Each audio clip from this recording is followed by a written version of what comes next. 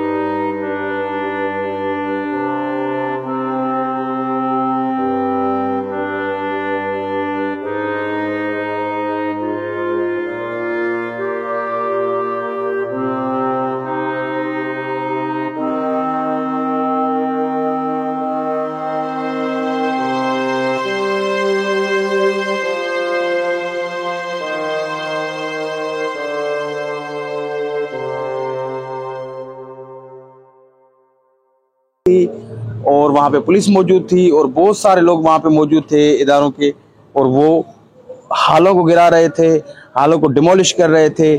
और जो हमारे भाई थे, हमारे वेटर थे और जितने भी लोग थे, सबको बेरोजगार कर रहे थे।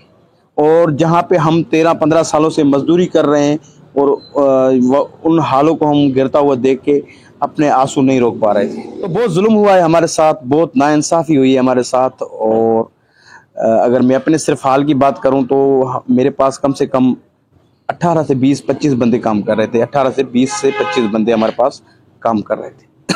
22 साल इन्होंने तोड़े हैं और 22 सालों में आप अंदाजा लगाएं कि कितने लोग होंगे और कितने की रोजी गई। मैंने कल रात को वेटरों को भेजा है, अपनी कोच यहाँ पे कोच करवाइए, उसमें भेजा है। बेचारों के आंखों में आंसू थे, रोते हुए गए हैं, क्योंकि वो गांव से आए, यहाँ पे उन्होंने अभी किराया भी नहीं निकाला था और ऊपर से ये कहर जुल्म हो गया, हाल गिरा दिए इन जालिमों ने। और बहुत अफसोस हुआ हमें। अभी भी हम इस वक्त तकलीफ में हैं। इस वक्त हम भी अभी भी अजीब कैफियत में हैं, क्योंकि अभी तक कुछ पता नहीं चला। कंडीशन आपने खुद देख ली। और बस हमारे लिए दुआ कीजिएगा इंशाल्लाह। अब व्लॉगिंग का भी स्टार्ट करेंगे इंशाल्लाह। जो रूटीन रोज़ की होगी वो भी आपके साथ शेयर करेंगे। आप अपना और अपनी फैमिली का बहुत सारा ख्याल रखिएगा। इंशाल्लाह नए वीडियो में मिलेंगे। अपना